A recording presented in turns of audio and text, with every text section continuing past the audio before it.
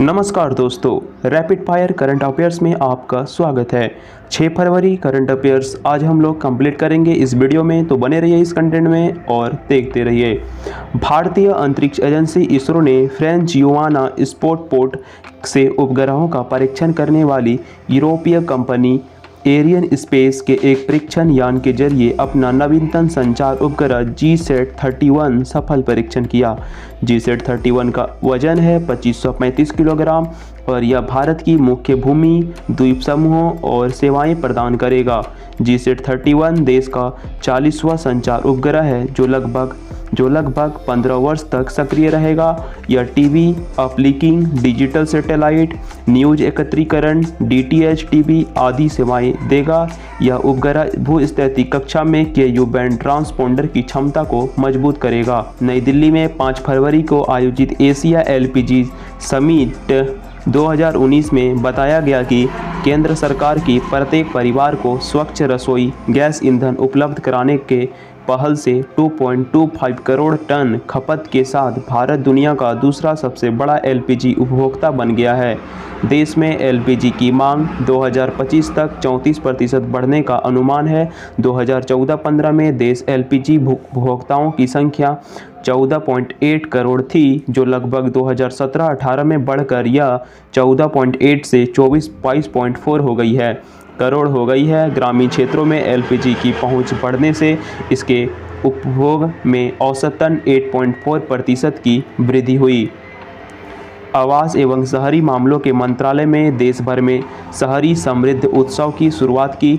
इसका लक्ष्य दीनदयाल अंत्योदय मिशन, राष्ट्रीय शहरी आजीविका मिशन के लाभ सबसे कमज़ोर वर्गों तक पहुंचाना है।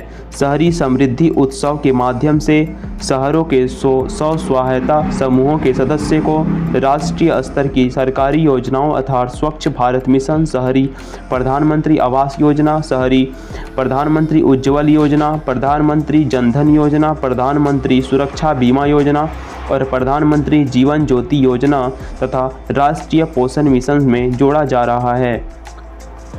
भारत को जानो कार्यक्रम का 53वां संस्करण हाल ही में आयोजित किया गया, जिसके तहत 8 देशों में भारतीय मूल के युवाओं का एक समूह भारत आया। युवा प्रवासी भारतीय के लिए भारत को जानो कार्यक्रम के 53वें संस्करण को 40 युवा, 24 युवतियां और 16 युवक फिजी, गुयाना, मॉरिशस, पुर्तगाल, दक्षिण अफ्रीका, श्रीलंका, सूरीनाम तथा त्रिनिदाद और टोबैगो से आए हैं। इस संस्करण के सहयोगी राज्य महाराष्ट्र और दमन और दीव हैं। भारत को जानो कार्यक्रम विदेश मंत्रालय आयोजित करता है। इसका उद्देश्य 18 से 30 वर्ष की आयु के समूह प्रवासी युवा भारतीय के देश के विकास और उपलब्धि में अवगत कराना है। पश्चिम बंगाल में चल रही हलचलों के बीच केंद्र सरकार ने पश्चिम बंगाल सरकार से कोलकाता पुलिस आयुक्त राजीव कुमार के खिलाफ अनुशासनशीलता और सेवा नियमों के उल्लंघन करने के लिए अनुशासनात्मक कार्यवाही शुरू करने को कहा।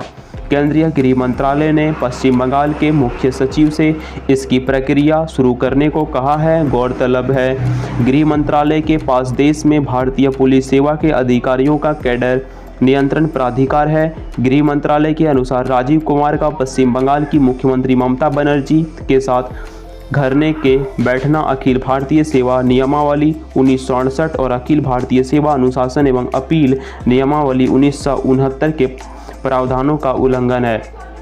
राष्ट्रपति रामनाथ कोविंद ने राष्ट्रपति भवन में प्रतिष्ठित संगीत नाटक अकादमी पुरस्कार 2017 प्रदान किए।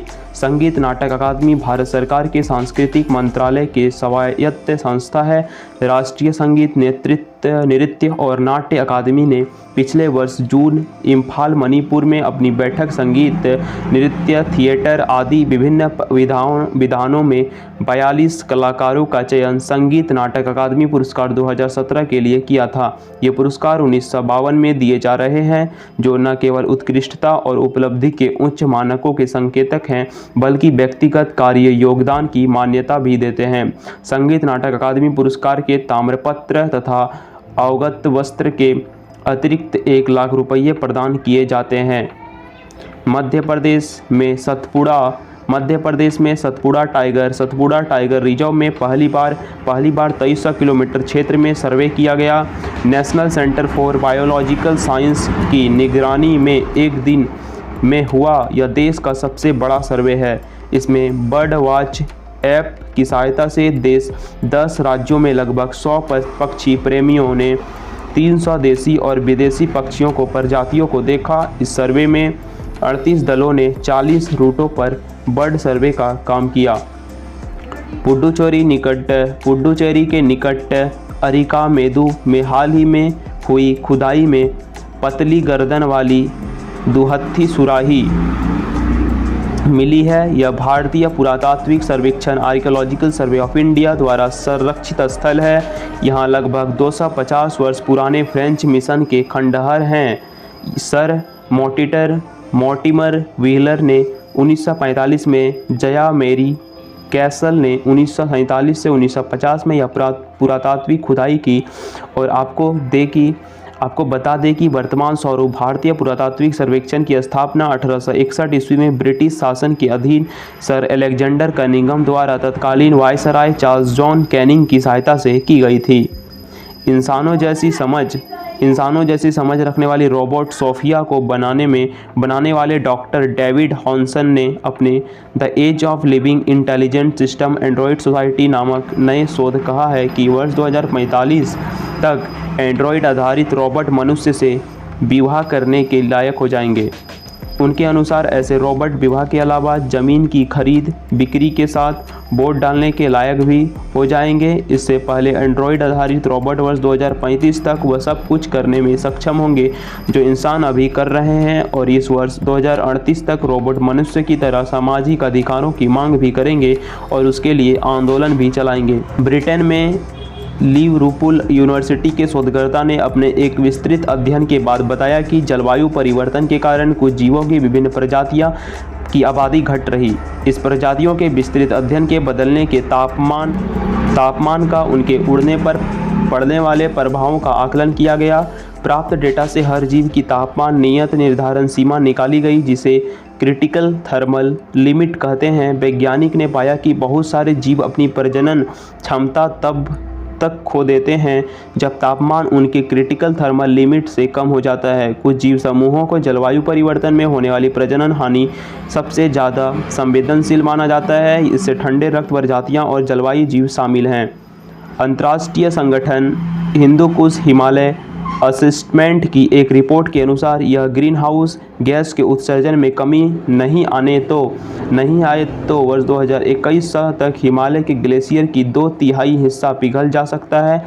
इससे चीन से लेकर भारत तक की नदियां का जल प्रवाह प्रभावित होगा। 210 वैज्ञानिक द्वारा तैयार की गई रिपोर्ट में हिमालय के ग्लेशियरों को गंगा, सिंधु, येलो, मेकांग, इरावदी सहित विश्व की 10 महत्वपूर्ण नदियां का जल स्रोत माना गया है।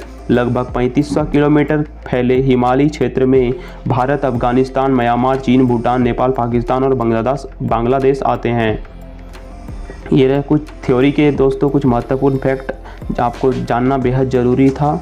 और आज हम लोग 6 जनवरी के MCQ करंट अफेयर्स में आपका स्वागत करते हैं। चलिए शुरू करते हैं। फर्स्ट नंबर क्वेश्चन, हाल ही में भारतीय तट रक्षक बल ने अपना 47वां संस्करण दिवस कब मनाया गया? तो इसका सही जवाब हो जाएगा 1 फरवरी को। हाल ही में ताड़ के तेल की खेती के लिए किस राज्य सरकार ने पतंजलि फूड्स के साथ समझौता किया है? तो नागालैंड के साथ समझौता किया। नेक्स्ट है, हाल ही में यूनिलीवर के नए CEO कौन बने हैं? यूनिलीवर के नए CEO तो हेनू सुमाकर बने हैं। नेक्स्ट क्वेश्चन है, हाल ही में रिलायंस रिटेल ने किस देश के बिस्किट निर्माता मालिबान के साथ समझौता किया? तो श्रीलंका के साथ समझौता किया। हाल ही में किसने the poverty of political economy के नामक नई किताब लिखी है? तो मेघना देसाई इसका सही जवाब हो जाएगा। हाल ही में शांति भूषण का निधन कब हुआ? वे कौन थे? तो दोस्तों वे एक वकील थे, शांति भूषण। हाल ही में G20 साइंस 2020 स्थापना बैठक आयोजक कहाँ किया गया है?